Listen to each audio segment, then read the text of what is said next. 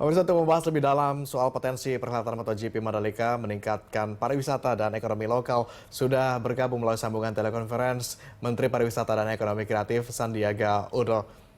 Selamat siang, Bang Sandi. Terima kasih sudah berkenan bergabung bersama kami di Berita Satu Siang. Bang Sandi sehat?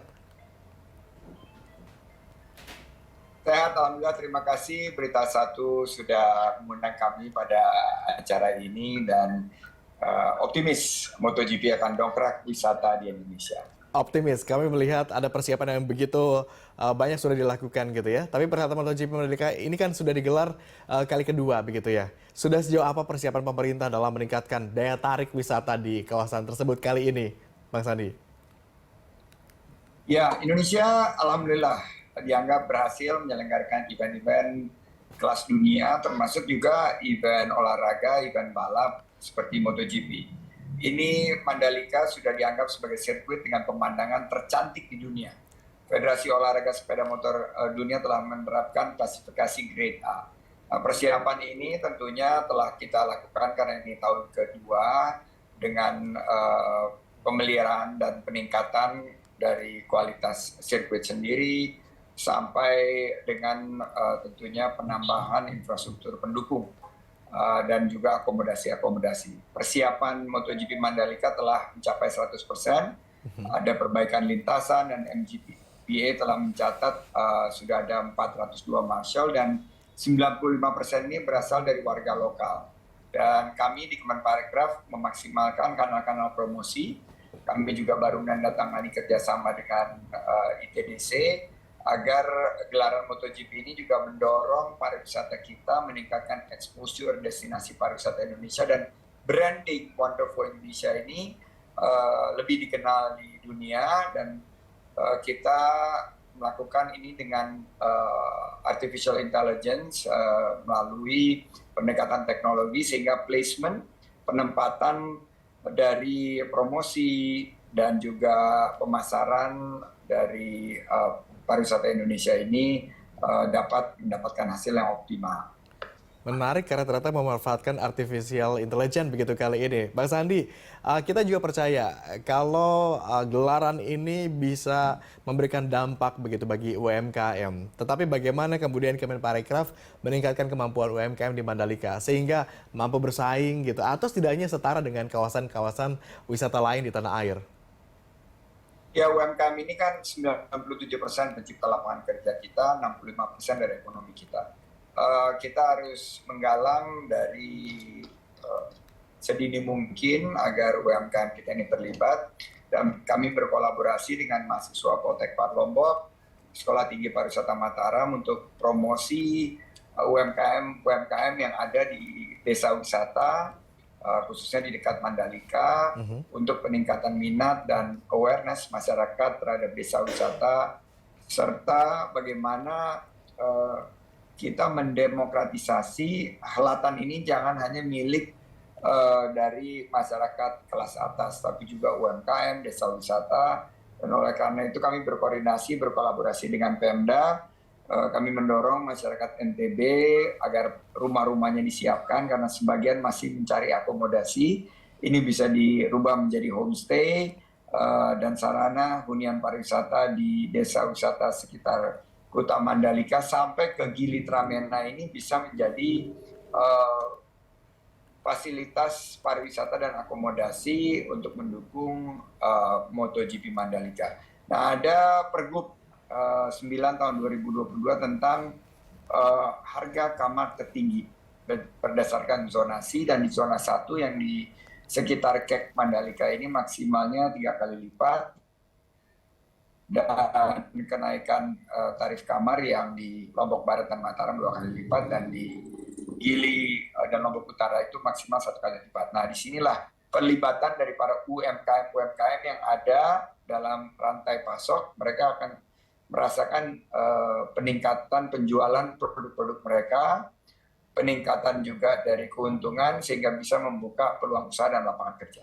Baik, mudah-mudahan berbagai upaya yang sudah disiapkan ini bisa berbuah manis, khususnya dirasakan bagi mereka para pelaku UMKM begitu Bang Sandi ya.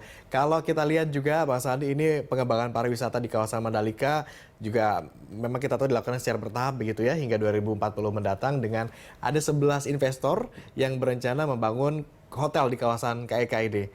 Koreksi jika kami salah. Tetapi apa upaya Kemenparekraf kemudian agar masyarakat sekitar justru tidak tergilas oleh investor agar seimbang begitu? Nah, pendekatannya adalah pariwisata yang berkualitas dan berkelanjutan, pariwisata yang berbasis masyarakat dengan melibatkan para investor ini untuk membangun dan membuka peluang usaha dan lapangan kerja.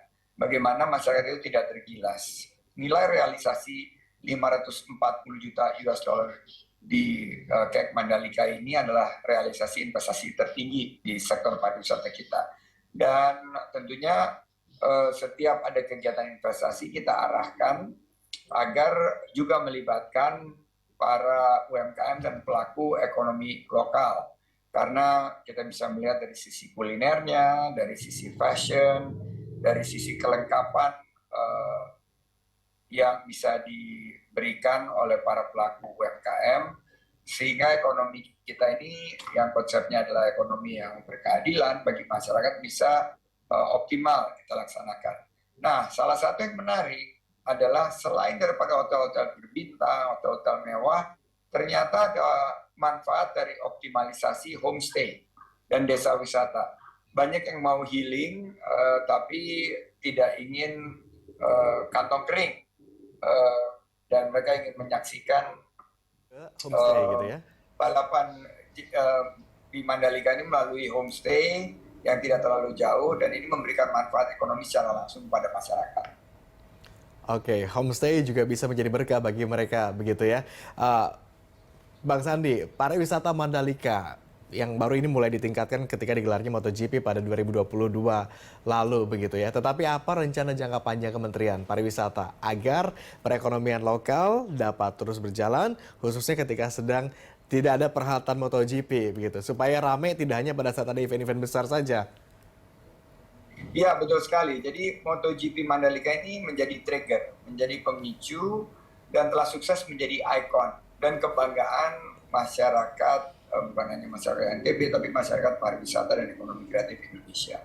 Dan setiap kita lakukan event ini dengan persiapan yang lebih baik, melibatkan SDM lokal. Awalnya di Marshall ini semua dari luar NTB. Sekarang sudah bisa menggunakan Marshall yang merupakan talenta-talenta terbaik dari NTB. Kita harus perhatikan keberlanjutan dari aspek lingkungan dan tentunya penyediaan pekerjaan. Nah, pelaksanaan event Sports Tourism MotoGP 2023 ini salah satu yang akan menarik adalah penggunaan brand Wonderful Indonesia yang lebih holistik, sehingga yang akan terpromosikan adalah Indonesia secara keseluruhan. Dan optimalisasi sponsorship dan pendapat lainnya ini juga bisa memperkuat aspek finansial karena kita ingin MotoGP ini nggak hanya 2-3 tahun ke depan, tapi akan menjadi balapan yang menjadi pusat perhatian dunia. Dan kami mengefisienkan anggaran yang dari pemerintah melalui APBN, APBD juga terlibat, tapi ke depan para pelaku ekonomi ini harus terlibat. Dan Tourism Fund ini nanti akan kita juga perkenalkan tahun depan untuk mengelola dana pariwisata yang fokusnya kepada pariwisata hijau. Dan bagaimana pagelaran akbar ini bisa juga kita dorong untuk lebih banyak ada di bukan hanya di Mandalika, di Indonesia. Terakhir, saya mengajak seluruh masyarakat untuk menyaksikan langsung perhelatan MotoGP Mandalika di akhir minggu ini, karena kami Injourney, BUMN dan semua pihak penyelenggara menginginkan bahwa kesuksesan tahun lalu ini bisa semakin kita tingkatkan untuk kesuksesan tahun ini demi kemajuan pariwisata dan peningkatan ekonomi bagi masyarakat kita. Terima kasih. Baik, Mas Andi, terima kasih sudah bergabung bersama kami di Berita Satu Siang. Mudah-mudahan acaranya lancar seperti yang sudah kita impikan bersama-sama, termasuk juga bisa meningkatkan sektor pariwisata di wilayah setempat. Selamat kembali beraktivitas, Bang Sandi.